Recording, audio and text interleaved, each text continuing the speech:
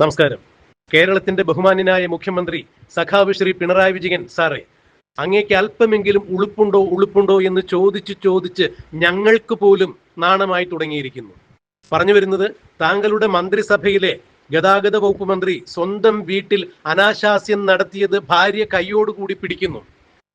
അങ്ങയുടെ മന്ത്രിസഭയിലെ KSRTC വകുപ്പ് കൈകാര്യം ചെയ്യുന്ന, പൊതുഗതാഗത വകുപ്പ് കൈകാര്യം ചെയ്യുന്ന KB ഗണേഷ് കുമാറിന്റെ വാളകത്തുള്ള വീട്ടിൽ മറ്റൊരു സ്ത്രീയെ കൊണ്ടുവന്ന് അനാശാസ്യ നടപടികൾ നടത്തുന്ന സമയത്ത്, കെ മുരളീധരന്റെ ഭാഷയിൽ പറഞ്ഞാൽ പാലാഴി മഥനം നടത്തുന്ന സമയത്ത് ഭാര്യ ബിന്ദു മേനോൻ കണ്ടുകൊണ്ടുവരികയും ബിന്ദു മേനോൻ ആ ദൃശ്യങ്ങളൊക്കെ തന്റെ മൊബൈലിൽ പകർത്തുകയും ചെയ്തു. ഈ സമയത്ത് ഇത് തിരിച്ചറിഞ്ഞ KB ഗണേഷ് കുമാറിന്റെ പേഴ്സണൽ സ്റ്റാഫ് അടക്കം ബിന്ദു മേനോനെ തടഞ്ഞു വെക്കുന്നതും, ബിന്ദു മേനോൻ അങ്ങയുടെ മകളായ വീണ വിജയനെ വിളിക്കുന്നു, 112 വിളിക്കുന്നു. പോലീസ് എത്തിയിട്ട് ഇത് ഇടപെടാൻ പറ്റില്ല എന്ന് പറഞ്ഞുകൊണ്ട് പോലീസ് മടങ്ങുന്നു. മന്ത്രി ആ സമയത്ത്, പോലീസ് മടങ്ങിയ സമയത്ത് തന്നെ അനാശാസ്യം നടത്തുവാൻ വേണ്ടി കൊണ്ടുവന്ന സ്ത്രീയെ കാറിൽ കയറ്റി കൊണ്ടുവിടുന്നു. മറ്റൊരാൾ വഴിയാണ് ആ സ്ത്രീയെ അവിടെ നിന്ന് മാറ്റിയത്. ഇങ്ങനെയുള്ള സംഭവം നടന്നിട്ട് സ്വന്തം ഭാര്യ തന്നെ, തന്റെ ഭർത്താവ് തന്റെ വീട്ടിൽ അനാശാസ്യം നടത്തി, എന്റെ കയ്യിൽ തെളിവുകളുണ്ട് എന്ന് കൃത്യമായി 112 വിളിച്ചു പറഞ്ഞു, അങ്ങയുടെ മകളെ വിളിച്ചു പറഞ്ഞു. എന്നിട്ടൊന്നും ഇക്കാര്യത്തിൽ എന്തുകൊണ്ടാണ് മുഖ്യമന്ത്രി എന്ന രീതിയിൽ താങ്കളുടെ മന്ത്രിസഭയിലെ ഒരു മന്ത്രിക്കെതിരെ താങ്കൾ നടപടി കൈക്കൊള്ളാത്തത് എന്നുള്ളത് ചോദിക്കുമ്പോൾ തന്നെയാണ് കേരളത്തിലെ ജനത്തിന് താങ്കൾക്ക് ഉളുപ്പില്ലേ എന്ന് ചോദിക്കേണ്ടി വരുന്നത്. രാഹുൽ മാങ്കൂട്ടത്തിനെതിരെ, പാലക്കാട് MLA ആയ രാഹുൽ മാങ്കൂട്ടത്തിനെതിരെ ഊരും പേരുമില്ലാത്ത ചില പരാതികൾ കിട്ടിയപ്പോൾ എവിടെ നിന്നാണ്, ആരാണ് പരാതിക്കാരി എന്നുള്ളത് ഒന്നും നോക്കാതെ രായ്ക്ക് രായ്മാനം താങ്കൾ നടപടിയെടുത്തതായി കേരളം ഇതുവരെയും മറന്നിട്ടില്ല. രാഹുൽ മാങ്കൂട്ടത്തിൽ പീഡിപ്പിച്ച് സ്ത്രീകളുടെ ഗർഭം അലസിപ്പിച്ച ആശുപത്രി ബംഗളൂരുവിൽ ഏതാണ് എന്നറിയുന്നതിന് വേണ്ടി താങ്കളുടെ പോലീസുകാരെ താങ്കൾ നിയോഗിച്ചിട്ടുണ്ടായിരുന്നു. ബംഗളൂരുവിൽ ഏത് ആശുപത്രിയിലാണ് രാഹുൽ മാങ്കൂട്ടത്തിന്റെ ഗർഭചിത്രം നടത്തിയത്? രാഹുൽ മാങ്കൂട്ടത്തിനാൽ പീഡിപ്പിക്കപ്പെട്ട പെൺകുട്ടികളുടെ ഗർഭചിത്രം നടത്തിയത് ബംഗളൂരുവിൽ ഏത് ആശുപത്രിയിലാണ് എന്നറിയുന്നതിന് വേണ്ടി കേരളത്തിന്റെ അഭിമാനമായ പോലീസ് സേനയെ താങ്കൾ അങ്ങോട്ട് പറഞ്ഞയച്ചിട്ടുണ്ടായിരുന്നു എന്നുള്ള വാർത്തകളെല്ലാം പുറത്തു വന്നതാണ്. പോലീസുകാർക്ക് അവിടെ പോയി അന്വേഷിച്ചിട്ട് യാതൊരു തെളിവും കിട്ടാതെ അവർ തിരിച്ചു പോരുകയുണ്ടായി. പിന്നീട് രാഹുൽ മാങ്കൂട്ടത്തിന് ബോധപൂർവം തന്നെ ഇമെയിലിൽ കിട്ടിയ ഒരു പരാതിന്മേൽ നിങ്ങൾ കൊടുക്കുകയായിരുന്നു എന്ന് കേരളം കണ്ടറിഞ്ഞു. കേസ് കോടതിയിലെത്തിയപ്പോൾ ഈ കേസിൽ, അതായത് രാഹുൽ മാങ്കൂട്ടത്തിലുമായി ശാരീരികമായി ബന്ധപ്പെട്ട് സ്ത്രീകൾ നൽകിയിരിക്കുന്ന പരാതികൾ റേപ്പ് കേസ് നിലനിൽക്കില്ല എന്നുള്ളതിനാൽ ഉഭയസമ്മത പ്രകാരം നടന്ന ഒരു ലൈംഗിക ബന്ധമായി കോടതി അതിന് കണക്കിലെടുക്കുകയും രാഹുൽ മാങ്കൂട്ടത്തിന് ജാമ്യം കൊടുത്തു പറഞ്ഞയക്കുകയും ചെയ്തു. ജസ്റ്റിസ് കൗസർ എടപ്പക്കത്ത് തന്നെ പറഞ്ഞു, ഈ ഇത്തരം കേസുകളിൽ, അതായത് രാഹുൽ മാങ്കൂട്ടത്തിന്റെ കേസിൽ റേപ്പ് നിലനിൽക്കുന്നില്ല എന്ന് പറഞ്ഞു. അതായത് രാഹുൽ മാങ്കൂട്ടത്തിന് കൊടുക്കുവാൻ വേണ്ടി താങ്കളും താങ്കളുടെ പോലീസുകാരും കാണിച്ച വ്യഗ്രത എന്തുകൊണ്ടാണ്? നിങ്ങളുടെ മന്ത്രിസഭയിലെ ഒരു മന്ത്രി സ്വന്തം വീട്ടിൽ അനാശാസ്യം നടത്തിയിട്ടും മറ്റൊരു സ്ത്രീയെ കൊണ്ടുവന്ന് വീട്ടിൽ അനാശാസ്യം നടത്തിയത് സ്വന്തം ഭാര്യ, മന്ത്രിയുടെ ഭാര്യ ബിന്ദു മേനോൻ തന്നെ പരാതി പറഞ്ഞിട്ടും അവരെ തടങ്കലിൽ വെച്ചിരിക്കുന്നു ആ ദൃശ്യങ്ങൾ പകർത്തിയതിന്റെ പേരിൽ എന്ന് പറഞ്ഞുകൊണ്ട് 112 വിളിച്ചു പറഞ്ഞിട്ട് ഞങ്ങൾ എപ്പോഴും അവളോടൊപ്പം, സ്ത്രീ സുരക്ഷയുടെ 10 വർഷം എന്നൊക്കെ പറഞ്ഞ് വീണ്ടും 3.0 ആവർത്തിക്കാനിരിക്കുന്ന ബഹുമാന്യനായ മുഖ്യമന്ത്രി പിണറായി വിജയൻ, താങ്കൾ തന്നെയാണല്ലോ കേരളത്തിന്റെ ആഭ്യന്തര വകുപ്പ് മന്ത്രി. എന്താണ് ബിന്ദു മേനോൻ തന്ന പരാതിയിന്മേൽ, അല്ലെങ്കിൽ 112 ബിന്ദു മേനോൻ വിളിച്ചു പറഞ്ഞ പരാതിയിന്മേൽ എന്തുകൊണ്ടാണ് നിങ്ങളുടെ പോലീസുകാർ യാതൊരു തരത്തിലും നടപടിയെടുക്കാതിരുന്നത്? ഇത് കൃത്യവിലോപമല്ലേ? ആഭ്യന്തര വകുപ്പ് മന്ത്രി എന്ന രീതിയിൽ താങ്കൾ ഇതിന് മറുപടി പറഞ്ഞേ പറ്റൂ.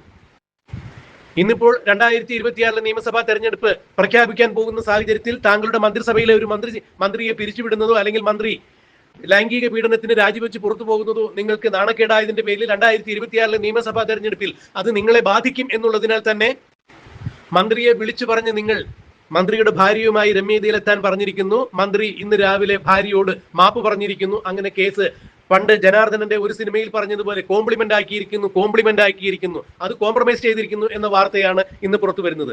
കേസ് ഒത്തുതീർപ്പാക്കി മാപ്പ് പറഞ്ഞാൽ എങ്ങനെയാണ് ഒരു ക്രൈം ഇല്ലാതെയാകുക? താങ്കളുടെ മന്ത്രിസഭയിലെ ഒരു മന്ത്രിയുടെ വീട്ടിൽ മറ്റൊരു സ്ത്രീയെ വിളിച്ചു വരുത്തി അനാശാസ്യം നടത്തി എന്ന് മന്ത്രിയുടെ ഭാര്യ തന്നെ പറയുമ്പോൾ അവർ തമ്മിൽ പിന്നീട് അത്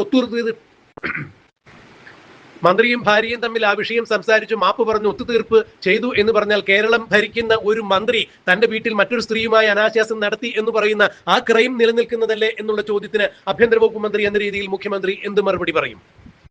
രായ്ക്ക് രായ്മാനം നിങ്ങൾ മലയാളത്തിലെ പ്രമുഖ ഓൺലൈൻ മാധ്യമങ്ങളായ ക്രൈം ഓൺലൈനെയും മറുനാടൻ മലയാളിയെയും എല്ലാം നിങ്ങൾ അവരുടെ ആ സ്ഥാപനങ്ങളുടെ ചീഫ് എഡിറ്ററായ മറുനാടൻ ഷാജിനെയും ക്രൈം ഓൺലൈന്റെ ചീഫ് എഡിറ്ററായ TP നന്ദകുമാറിനെയും എല്ലാം അറസ്റ്റ് ചെയ്ത് കൊണ്ടുപോവുകയുണ്ടായല്ലോ. നിങ്ങളുടെ സർക്കാരിന്റെ നയവൈകല്യങ്ങൾ സമൂഹത്തോട് തുറന്നു പറഞ്ഞതിന്റെ പേരിൽ മാത്രമാണ് അവരെ നിങ്ങൾ അറസ്റ്റ് ചെയ്ത് കൊണ്ടുപോവുകയുണ്ടായി. അവരുടെ ഓഫീസിലെ സകലവിധ കമ്പ്യൂട്ടർ സാധന സാമഗ്രികളും എടുത്തുകൊണ്ടു പോവുകയുണ്ടായി. അടുത്ത കാലത്ത് ഒരു ഇടതുപക്ഷ പ്രസ്ഥാനത്തിന്റെ സ്ത്രീയുടെ നേർക്കുണ്ടായ ഒരു ആരോപണത്തെ കുറിച്ച് സംസാരിച്ചതിന്റെ പേരിൽ അഡ്വക്കേറ്റ് കെ എം ഷാജഹാനെയും നിങ്ങൾ അറസ്റ്റ് ചെയ്ത് കൊണ്ടുപോവുകയുണ്ടായി. ഇടതുപക്ഷ സർക്കാരിന്റെ നയവൈകല്യങ്ങളെക്കുറിച്ച് നയവ്യതിയാനത്തെക്കുറിച്ച് ചൂണ്ടിക്കാണിക്കുമ്പോൾ അത്തരത്തിൽ സമൂഹത്തോട് വിളിച്ചു പറയുന്ന ആളുകളുടെ, അതായത് നിങ്ങളുടെയും നിങ്ങളുടെ സർക്കാരിന്റെയും നയവൈകല്യങ്ങൾ, കൊള്ളരുതായ്മകൾ സമൂഹത്തോട് വിളിച്ചു പറയുന്ന മാധ്യമ പ്രവർത്തകരെ നിങ്ങൾ കള്ളക്കേസിൽ കുടുക്കി ജയിലിലിടുവാൻ വേണ്ടി ശ്രമിച്ച കാര്യങ്ങളാണ് അതെല്ലാം. മറുനാടൻ മലയാളി ചീഫ് എഡിറ്ററായ ഷാജൻ സ്കറിയയും ക്രൈം ഓൺലൈന്റെ ചീഫ് എഡിറ്ററായ TP നന്ദകുമാറിനെയും DNA-യുടെ ചീഫ് എഡിറ്ററായ സുമേഷ് മാർക്കോപ്പോളയും എല്ലാം നിങ്ങൾ അറസ്റ്റ് ചെയ്തത് ആ ഒറ്റ കാരണം കൊണ്ട് തന്നെയാണ്. നിങ്ങൾക്കെതിരായുള്ള വാർത്തകൾ പ്രസിദ്ധീകരിച്ചു എന്നുള്ളതിന്റെ പേരിലാണ്. അവരാരുടെയും പേരിൽ പെണ്ണുകേസുകളില്ല. എന്നാൽ നിങ്ങളുടെ മന്ത്രിസഭയിലെ ഒരു മന്ത്രി ആരോടും പക്ഷാപാതപരമായി പെരുമാറില്ല, ആരോടും പ്രീണനമോ അപ്രീതിയോ കാണിക്കില്ല, ആരെയും കൂടുതൽ വശീകരിക്കുന്ന തരത്തിലോ അല്ലെങ്കിൽ ആരെയെങ്കിലും കൂടുതൽ സേവ പറ്റുന്നതിന് വേണ്ടി മറ്റേതെങ്കിലും സ്വാധീനങ്ങളോ ഉപയോഗിക്കില്ല, നിഷ്പക്ഷമായി പെരുമാറും, മാതൃകാപരമായി പെരുമാറും എന്നൊക്കെ പറഞ്ഞ് സത്യപ്രതിജ്ഞ ചെയ്ത് അധികാരത്തിലെത്തിയ ഒരു മന്ത്രി തന്നെ സ്വന്തം വീട്ടിൽ അനാശാസ്യം നടത്തിയതിന് ആഭ്യന്തര വകുപ്പ് മന്ത്രി എന്ന രീതിയിൽ ആ മന്ത്രിക്കെതിരെ നിങ്ങൾ എന്ത് നടപടിയെടുത്തു മിസ്റ്റർ പിണറായി വിജയൻ എന്നറിയുവാൻ ജനങ്ങൾക്ക് താല്പര്യമുണ്ട്. ഇത് തന്നെയാണ് ജനങ്ങൾ ഇപ്പോൾ സാമൂഹ്യ മാധ്യമങ്ങളിൽ വന്ന് നിങ്ങൾക്കെതിരെ പൊങ്കാലയിട്ടുകൊണ്ടിരിക്കുന്നത്. ഇതിനെന്ത് മറുപടിയാണ് നിങ്ങൾ പറയുക? തേന്മാവിൻ കൊമ്പത്ത് എന്ന മോഹൻലാലിന്റെ വിഖ്യാതമായ സിനിമയിൽ മോഹൻലാൽ ആ സിനിമയിൽ ഒരു കഥാപാത്രത്തോട് മാപ്പ് പറയുന്നുണ്ട്. ലേലു അല്ലു ലേലു അല്ലു എന്ന് പറയുന്നത് പോലെ ഇവിടെ KB ഗണേഷ് കുമാർ ലേലു അല്ലു ലേലു അല്ലു എന്ന് പറഞ്ഞു കഴിഞ്ഞപ്പോൾ ഈ കേസ് ഇല്ലാതെയാകുന്നുണ്ടോ, തേഞ്ഞു മാഞ്ഞു പോകുന്നുണ്ടോ? ഒരാൾ ഒരു കുറ്റം ചെയ്തു കഴിഞ്ഞാൽ അതിൽ മാപ്പ് പറഞ്ഞു കഴിഞ്ഞാൽ അത് സാമാന്യ മര്യാദയായി മാത്രമേ കണക്കിലെടുക്കാൻ സാധിക്കൂ. എന്നാൽ അതിനുള്ളിലെ കുറ്റകൃത്യം നിലനിൽക്കുന്നു. എന്താണ് ഇന്ത്യയിലെ വ്യവസ്ഥാപിതമായ നീതിന്യായ വ്യവസ്ഥ പ്രകാരം സത്യപ്രതിജ്ഞ ചെയ്ത് അധികാരത്തിലേറ്റ ഒരു മന്ത്രി സ്വന്തം വീട്ടിൽ അനാശാസ്യം നടത്തിയിട്ട് സ്വന്തം ഭാര്യ അത് കണ്ടെത്തിയപ്പോൾ കേവലം മാപ്പ് പറഞ്ഞ് രക്ഷപ്പെടാവുന്ന അല്ലെങ്കിൽ ആ മന്ത്രിയെ രക്ഷപ്പെടുത്താവുന്ന ഒരു നീതിശാസ്ത്രമാണോ മുഖ്യമന്ത്രി എന്ന രീതിയിൽ, ആഭ്യന്തര വകുപ്പ് മന്ത്രി എന്ന രീതിയിൽ പിണറായി വിജയൻ പാലിക്കുന്നത് എന്നറിയുവാൻ ജനങ്ങൾക്ക് താല്പര്യമുണ്ട്.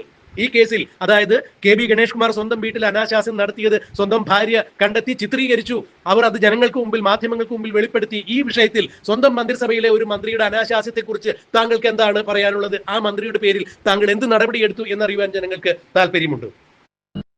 സമൂഹത്തിന് മുന്നിൽ നേരായ കാര്യങ്ങൾ സത്യമായി വിളിച്ചു പറയുന്ന മാധ്യമങ്ങളെ, പ്രത്യേകിച്ച് സാമൂഹ്യ മാധ്യമങ്ങളെ നിങ്ങൾ വരിഞ്ഞു കെട്ടി മുറുക്കി ശ്വാസം മുട്ടിച്ച് അതിന്റെ ചീഫ് എഡിറ്റർമാരെ അറസ്റ്റ് ചെയ്ത് കൊണ്ടുപോകാനും അവരെ ജയിലിലിടുവാനും ആ ഓഫീസുകളെല്ലാം തല്ലി തകർക്കുവാനും നിങ്ങൾ കാണിക്കുന്ന അല്ലെങ്കിൽ നശിപ്പിക്കുവാനും കാണിക്കുന്ന വ്യഗ്രത എന്താണെന്ന് ജനങ്ങൾക്ക് ബോധ്യമായിട്ടുണ്ട്. എന്നാൽ KB ഗണേഷ് കുമാറിന്റെ അനാശാസ്യത്തിന് നിങ്ങൾ കൂട്ടുനിൽക്കുകയാണോ മുഖ്യമന്ത്രി, ആഭ്യന്തര വകുപ്പ് മന്ത്രി എന്നാണ് ഇപ്പോൾ ജനങ്ങൾ ചോദിക്കുന്നത്. നിങ്ങൾക്ക് ഉളുപ്പുണ്ടെങ്കിൽ ഈ വിഷയത്തിൽ നിങ്ങൾ കേരള ജനതയോട് നിങ്ങൾ മറുപടി പറയണം എന്നുള്ളത് തന്നെയാണ് ഇപ്പോൾ ജനങ്ങൾ ആവശ്യപ്പെട്ടുകൊണ്ടിരിക്കുന്നത്. സാമൂഹ്യ മാധ്യമങ്ങളിൽ ഉൾപ്പെടെയുള്ള മാധ്യമങ്ങളിൽ വന്ന് അഭിപ്രായം രേഖപ്പെടുത്തുന്നത്.